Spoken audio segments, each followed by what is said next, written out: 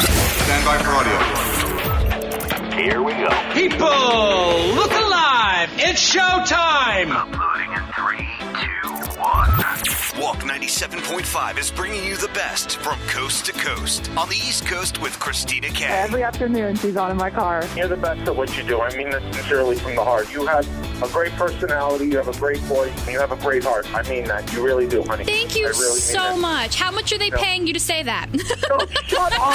To the West Coast with Kevin Coveas. Who has a Kevin Coveas sign up there? Where are the Kevin signs? There we go. Easter, there's one up here in the front. Chicken Little from American Idol. I love him. He's just so cute. You just want to take him home. You just want to pinch his cheek. Oh, man, I have so many stories. These two are covering all things Hamptons to Hollywood. Kay and Kev, brought to you by Fratellis Gourmet Market in Copac. Kay and Kev starts now. Episode number 13. It is Kay and Kev on the same coast in the same room. Yeah, 13. And we're having the greatest day ever, right? Can we say that? We've had a good day. Our bellies are full. This is really, we should have done this first, then gone to Fratellis, because I feel really gross right now. Right? This is like, don't podcast within a half hour after eating delicious Fratellis. It's like getting in the water, really. Delicious is an understatement. So we went to Fratelli's Italian Gourmet Market in Copac. Yes. We were eating outside. Beautiful day for it. And the food was so good. It was so good. Oh, my gosh. Let's break it down for you if you didn't see the video. Tropical chicken burger. Check. Which was sweet and delicious. It had pineapple, kiwi, papaya, and mango in it. Yeah, it was just, and it was a substantial sized burger. Yeah. So juicy. And then, you could really taste the fruit in the burger. It was crazy. Big fan of that. And then you had the Philly cheesesteak egg rolls, and our coworkers are currently snacking on them right now. They are. Yeah. They really are. They're going to town on them in the other room. Yeah. It has teriyaki sauce. It had a sauce in it, yeah. And there were 4 of those, and I ate 3 of them. Because, only because Chad had one. You would have had all 4. When in Rome. The old saying, when in Copac, you eat like the Copacs do. And then we had bread, which was really good Italian bread. Yeah. Sweet sausage. Yes, the sweet sausage. The spicy sausage looked amazing, but spicy scares me. So we didn't really want to videotape Kevin eating spicy. Nobody needs to see me sweat profusely. Everyone's just trying to enjoy a video. They don't want to see me perspiring next to Christina looking at me like, what?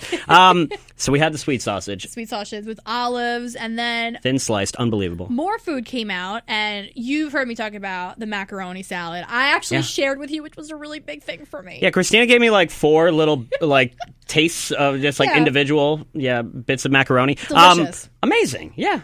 Now you know why I'm talking about it all the time. Yes. No, I get it now. So we had the mac salad. Then it was time for dessert, where you had a nice little espresso going on. I had a little espresso. I was fancy. I had peach tea, which was fabulous, too. Yeah. So we had the espresso, and then what did we had? Cannolis? Cannolis. 2 cannolis? 2 cannolis and baklava, which neither of us have ever had. You got to say it like that. I know. Baklava. I know. We've been missing out. Yeah, we have been missing out. It's always something I want to try. It's I didn't know what was in it. Yeah, and it's very thick and sugary and different layers. So good. A little mini tower of baklava. So good. And we're hearing that it's not all baklava that tastes like this, but Fratelli's does a very good job. Right. Yeah.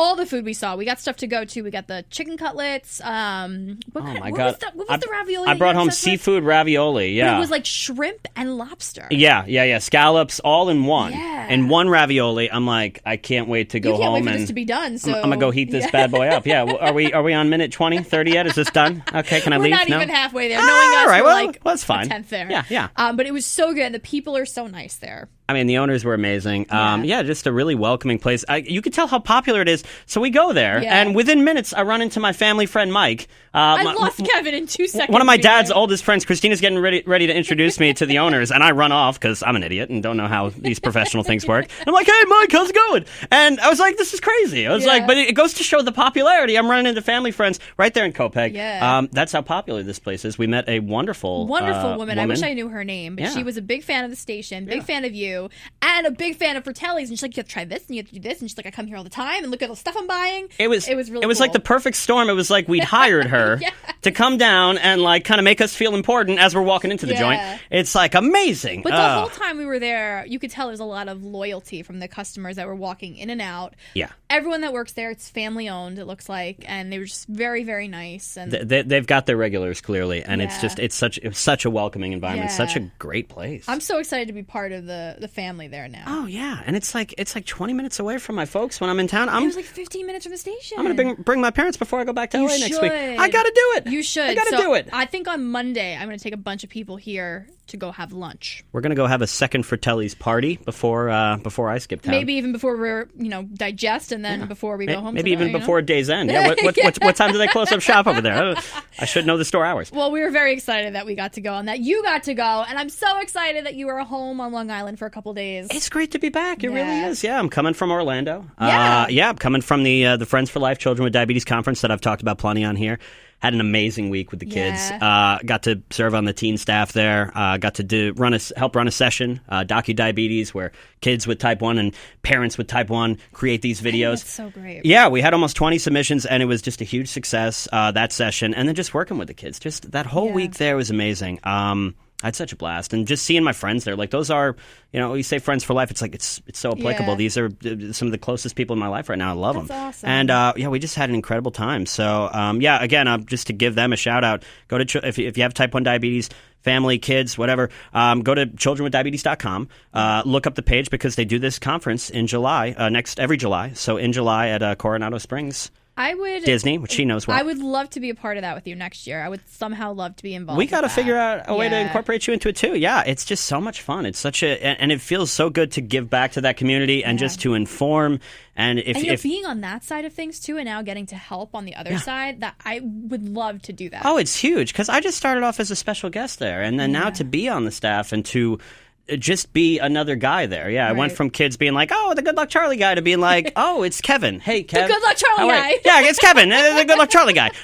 He's a little older. But but it's great to just be just a person there who's just like one of the gang. And that's how we all just want to feel welcome like that. So, the greatest part about weeks like that is seeing kids who started out on the sidelines or like first-timers there who were kind of nervous at the start of the week, and then seeing them at the end of the week, and they'd integrated themselves, and they have friends there, and it's like that is what it's all about, and to find people who are dealing with the same stuff you're dealing with, because type 1, people with type 1 diabetes, just in general, sometimes you don't always have someone who's going through that with you when you're in school, when you're at work, or in your daily routine. I grew up with a few people that were in school with it, but you just, so to be a part of a community like that it's really special. So go to childrenwithdiabetes.com if you're interested in the conference next year, next July, Well, thank you for doing that. I think that is so awesome. And it's fun for you, too. You got to be in Disney, whatever. It's so fun. We went to Animal Kingdom, what did you do? Tell me. I didn't do much of anything. Well, we were, it was overseeing the kids a lot, and it was super hot. But I hit up a lot of the rides last year. I did Pandora and all that last year, so I got to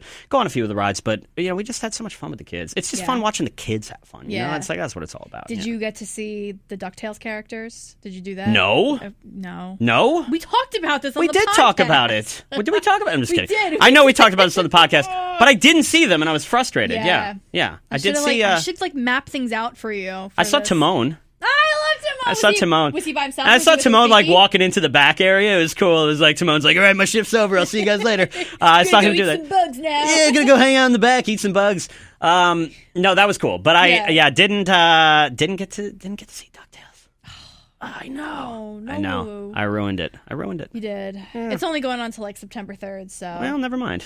Opportunity missed. I missed that too when we were there for the broadcast. So. You really don't have an excuse to miss anything. We didn't have enough time. You didn't have enough time to do it? It was so quick, and we were focused on Toy Story Land, which you didn't get to drive by. Well, that's fair. I forget you were working down there. Yeah, most I was like for me, that's not work. It was fun. It is work, but it's not for you. Yeah, not exactly. For me. Yeah. But no, Orlando was amazing. I can't wait till next year. Yeah. And the weather stayed nice for you? It did. Yeah. I mean, a lot of rain in the forecast, but it was pretty nice. Yeah. I mean, it was hot. It's always hot. That's my Orlando least favorite in July. Month. July. Ugh. Yuck. But no, it was pretty good. I'm going back in December, so I'm hoping that it will cool down by then. But there's no guarantees. Hope so. There's no guarantees. What's the average temp in Orlando in December? One still in the January, 70s, right? I went down and it was so hot, and we had to buy shorts. And then the next January, I had 3 sweatshirts on. You just never know. You never know. The unpredictability of it. But this year has been really bad with the rain. Sure. You usually don't get rain in December, but I feel like this year is going to be all rain. We'll see what happens. Last December, I was in California at Disneyland. Yeah. And it was so hot during the day, and at night it was freezing. Oh, that's the like desert 4 for you. o'clock came and you were like, wait, what? What's happening? That's LA for you, yeah. Hot days and then it really cools down at night. But that's like all year round. Yeah, it's ridiculous. I remember when there's no seasons out the there. first time in February. It took me a very long time to figure out. Okay, you get like 2 seasons in one day. Yeah, you got to get acclimated to that. Yeah. It's just it's nothing like here because when you're home in the summer here, I now when I come home for visits like this, I anticipate it getting cooler at night because that's what I've known for the last 10 years, and it just doesn't happen. And I'm like, okay. Last night, a bunch of us were at Jones Beach for Weezer was playing, and apparently it was just a beautiful night. Where was my invite to Weezer? I didn't even go. I love Weezer. I meant the station. Yeah. Oh my gosh! Air. But I heard the guys talking about it here. Yeah, really, really cool, and it was like the perfect night. I feel like summer nights were meant for Jones Beach. Yeah. You haven't had a summer until you've been. It's to true. Jones Beach. You gotta hit up Jones Beach in the summer. What's the last show you saw at Jones Beach? Do you remember?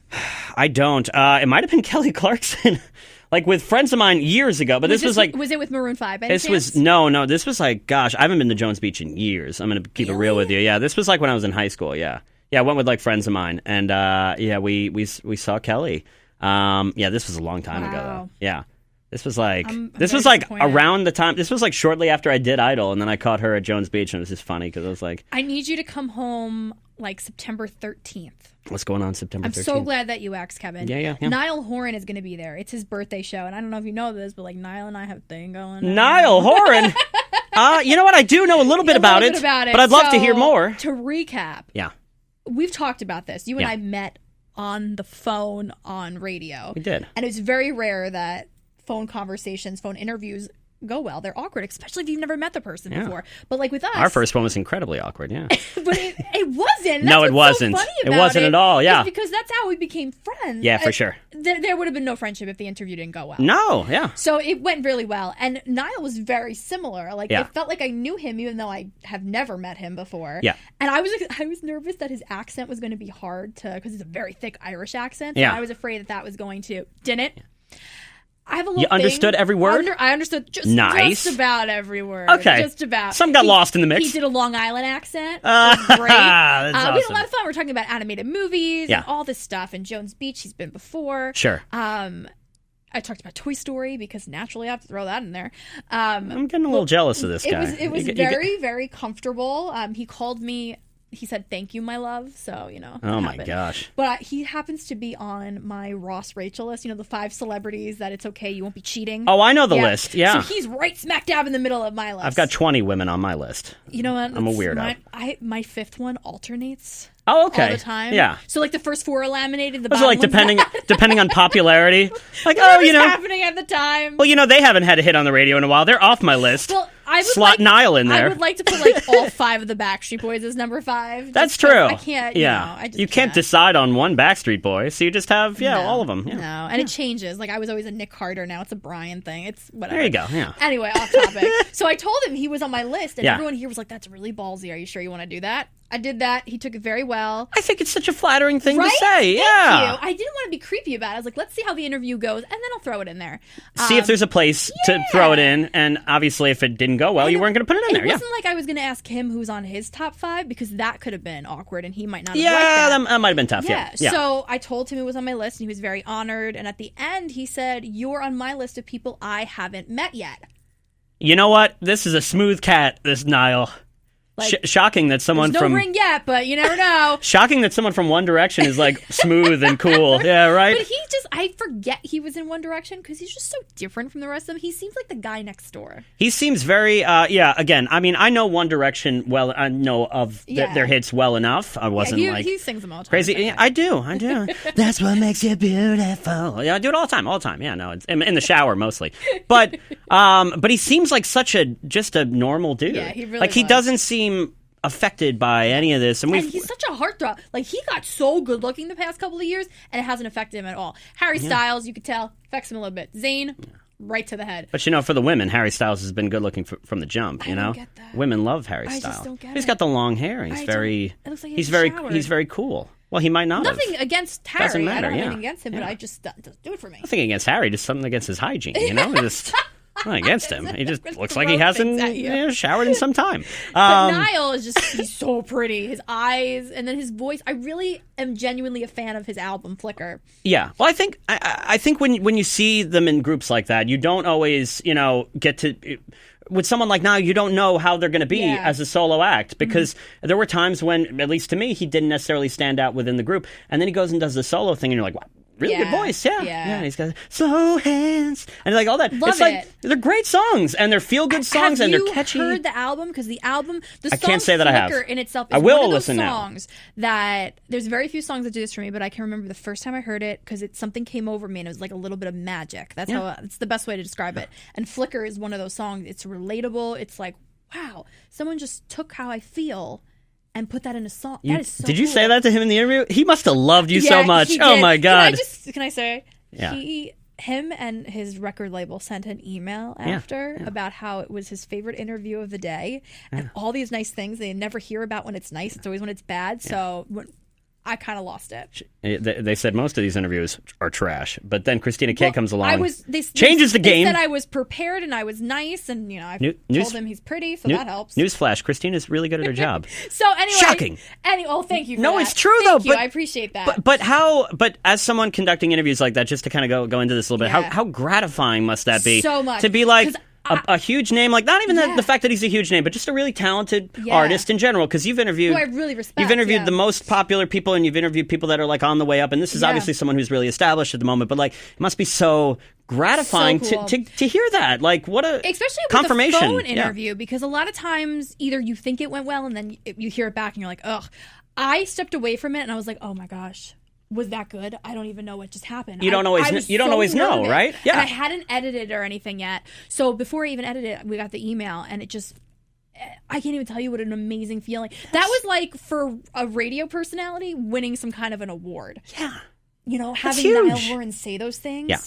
That's a big deal. So that's really cool. And now we're going to meet his birthday show at Jones Beach on the 13th. You're probably going to want to be there just because I'm probably going to embarrass myself. Oh, gosh. Yeah. So I got to come back in September. You got to come back in September, but I also want you to come on September 1st because that's Gavin DeGraw at the Paramount. Have you decided I'm moving back? Basically. Keep coming back for all these mini trips. Which Yeah. might happen eventually anyway. Yeah. But Gavin DeGraw, who I know you've never met and you like. I'm really angry that I've never met that guy. Well, I want to meet him. This would be the opportunity. I love Gavin DeGraw. You met Philip Phillips at the studio at the Paramount. I did. Gavin and I are a little tighter than that. So I've met some cool dudes. Yeah. Really cool people. But I just think that thing about Niall is just awesome. Yeah. It's so cool. I'm still freaking out. Yeah. You have any other One Direction interviews lined up soon? I'm sorry to keep associating with One Direction. I know he's doing the solo thing. And he's doing it well. One that I've met from or interviewed. We haven't met yet. I keep forgetting that part. Yes. Just feels like you have. It feels like kismet. In your dreams you'll meet. Yeah. But yes. We don't have the time for that. That's the after show. He's the only one I've talked to so far from One Direction. So, and he was the one, honestly, that I like from One Direction. Yeah, so. I will just say I really respect what they've all done. I mean, I think it's difficult coming out of a group like a really successful like boy band group like that. We were just talking about this in the car on the way here. You were like, "Who's gone solo from the Backstreet Boys?" And you don't really know because nobody made it like Justin Timberlake. Right? Solo. That's very rare for anybody to do. No one's made it quite to that level from them in terms of solo acts. But because they're such a great group. Yeah, and I do distinctly remember Nick releasing solo content. But otherwise I was curious. I was like, and I'm didn't mean it insulting or anything like that. But I wanted to know, like, AJ in particular is my favorite. We were talking about this. His voice is just so good. I've always been such a huge fan of his voice, and I was like, what solo content has he released? And you told me a bit. The country album. And now I got to go check this country stuff out. To be honest, I haven't even checked it out either. Well, you know what? We're gonna have to do that. I just love them as a whole. The thing with NSYNC was, as a whole, they were good. But they weren't. They weren't like the Backstreet Boy level. You're just like cringing over. You love throwing that NSYNC shade. I just put myself in NSYNC shirt. I do like NSYNC, but old sure, school. Yeah. But as a group, Backstreet Boys are just so solid, and they move the same way, and they've been together a long time. Aside from Justin and JC. Did the other three ever sing, really? No. They had harmonies, harmonies, great. No, not. Lance Bass. Backstreet Boys, they split it all up, and they're all very, very good. Yeah. I mean, AJ and Brian were always like the top of the bar, and then like Nick's there, and then Kevin and Howie. Which Howie, they never really gave him a lot back in the day. Yeah. Now I gotta say, he ain't the creepy one no more. Howie's a star now. He's cute. But he did a lot of solo stuff when I saw him in Vegas, and I was like, I felt like a parent. I was like, that's my baby. I'm so proud of him. I'm so proud of Howie. Look at how he's blossomed. He went from being on an episode of Boy Meets World with like the creepy one staring at me to now like Howie's arrived, you know? I don't remember. How do I not remember that episode of Boy Meets World? They're in Topanga's dorm and like there's a big poster. Oh, yeah. Behind. Oh, God. Yeah. That was such a Howie burn. He wasn't even there to defend himself. Yeah, I don't even think they really specifically said it was Howie, but we all knew it was You Howie. were operating under the assumption that the creepy one was Howie. They showed him more. There you go. I digress. Oh, my but gosh. Yeah, so Niall, that was the latest one. We could have our boy band debates for hours. But we'll spare. I'm still gonna win. We'll spare the masses this. No, but I do just kind of bring it back around. I do think that it's really great when the members of these groups can go on to have like solo success like that. It's tough. Yeah. I'm interested to see what's going to happen with Fifth Harmony because Camilla's like killing it right now solo, which I feel like. That was not good. Someone just asked me yesterday out of practice what they think the song of the year is going to be. Yeah. Or the song of the summer. And I said, Havana came out a little early, but Havana's definitely up there. Yeah. Side note, I think it's Maren Morrison's Zed the Middle. I think that's kind of like the song of the summer. That's the song. Yeah, that's the jam. That's a great song. And Maren, by the way, Maren Morris is on tour with Niall, so she'll be there on the 13th as well. Will she? Party, just letting you know. She's got like a husband, right? She's recently married. So now Kevin's not interested. He won't be there. Well, you know, what do I stand to gain from that? No, I'm kidding. She's incredibly talented too. I love her. And but I said you're gonna meet Haley Steinfeld because if they are together or not, you know, Niall and I will be a thing, and then Haley will be right there to cry on your shoulder. It's working out well for everyone. This podcast is just becoming very creepy. It's just like tons of Hollywood women that I'm attracted to.